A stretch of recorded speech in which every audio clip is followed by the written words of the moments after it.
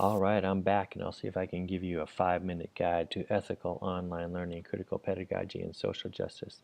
The absolutely worst thing about making these videos is having to listen to myself, and so I want to make some quick order of this one, but still make it relevant and useful to you.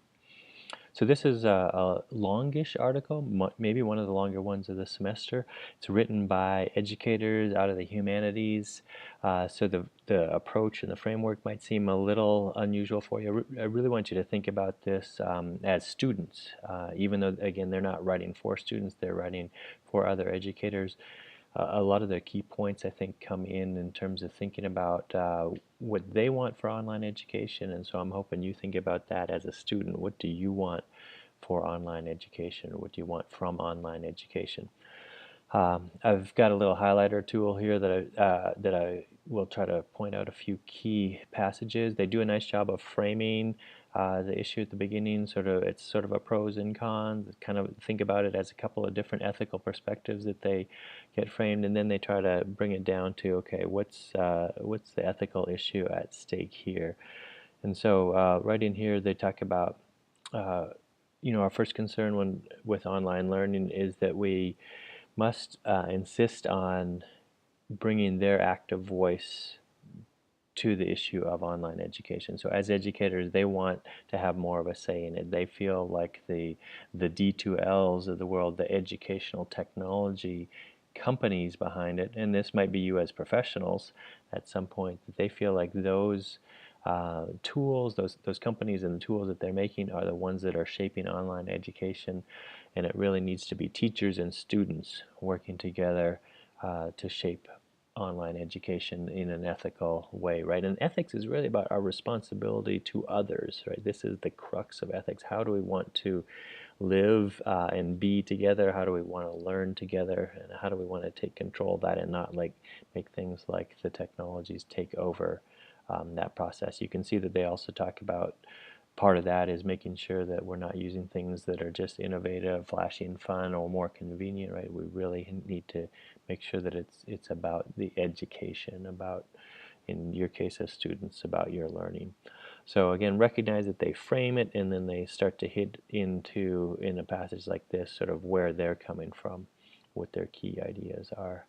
And this reiterates some of that again, so you can see highlighted in the middle. The ethical obligation is to the students. We must start with the students. I highlighted the sentences above that because that's where they also bring up some of the ethical issues that they don't develop in any extensive way, but the ethical issues that we will see over and over again, things like data privacy and surveillance, intellectual property, online bullying and intimidation, right? And so they're aware that there are other ethical issues that should be considered, but they want to, in this article, bring it down to the students and understanding that we have to start with the students first. And so I want you to think about what, if you and your group are working together, they're indirectly challenging all of you to also take control of this class and of your education and make the most of this, or to say, to come to the conclusion at the end of the semester, online isn't the way to go with a class like this. We really need to be sitting face to face, talking to each other about these issues each week, and maybe you can do something about that. So watch for that. Watch for these moments where they really pull together their own position. After that, they spend, as many articles do, quite a bit of time giving you examples. And so they go through 2 student examples, and these come from undergraduate students kind of out of humanities and digital media kinds of classes.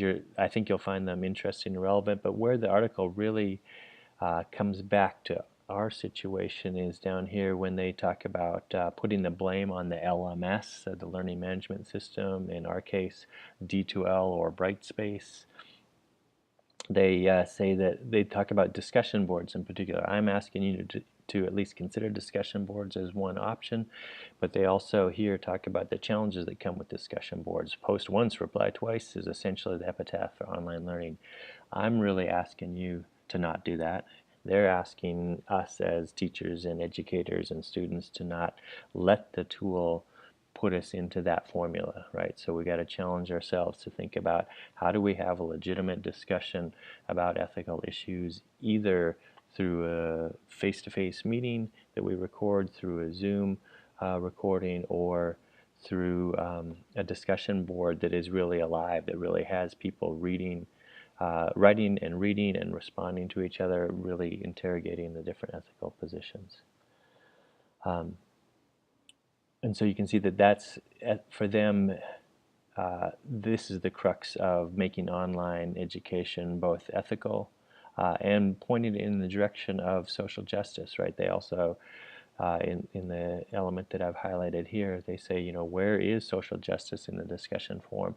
Or for us, it's going to be, where is good ethical thinking in the discussion forum, not just a quick repeating of statements about online education, but a real careful consideration of what it can do well and where it might come up short, how it might be the best for many people in the program, but it also runs some risks of exposing your privacy in other ways, right? So really considering all of the issues that are going to come up in online education.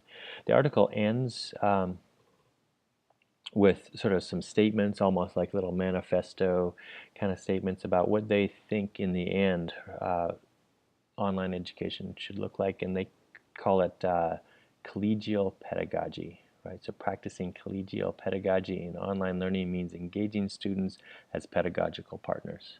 All right, so you see why I signed this article first, right? So I'm also trying to frame, I don't want to pretend like this is a neutral choice that I've made, and I'm trying to say this is also pedagogy that aligns with what I'm trying to do. So I hope that that I can establish a collegial pedagogy, that we can work together, that you can all work together, because your own collaboration is going to be really important to this. Like with my other components, I'm not going to read through all of those, but I've highlighted them. And so I wanted to, just in this quick overview, let you know that the article hits on a couple of key ideas. The goal of the discussion is not for you to sort of talk about this article to death. The goal is to use this article to be a jumping off point for your discussion about online education. And so where I pointed out above here that they've sort of listed, one more time, they've sort of listed some of these concerns but not discussed it. Maybe you want to talk more about data privacy and surveillance. Maybe you want to talk more about bullying and intimidation, right? Once you've got your groups together. So this article, I think, does a nice job of identifying a number of ethical issues. They clearly come to their own position. As I've already said, they seem to favor the virtue approach. They really see the potential in giving students a voice, not only a voice that goes outside of the classroom, but a voice that works inside the classroom. But you don't have to discuss that to death. You can say, what do we want as master's students in computer science from an online education, from getting together once a week to talk about a particular issue, and if that's face-to-face, great. How are we going to make it a high-quality experience if we decide some of the time to do it as an asynchronous discussion board? Right, so that's the challenge for all of you, is to be very meta about it, to both talk about how this could happen and then to actually follow through on it and achieve the vision that you come to as a group. All right, hopefully that's that's still a little more than I wanted it to be. Hopefully it's interesting. I'll really try to get tighter as we go along in the semester. Appreciate the feedback. If you're okay with these 10-minute videos, give me some thumbs up or a +1. If you really need me to cut them down to 5, I'll get working on that next week. Hope you all get off to a great start this semester. Do feel free to drop by Tuesday for the Zoom Hangout or come up and find me in the 5th floor of the library. Looking forward to working with all of you. Take care.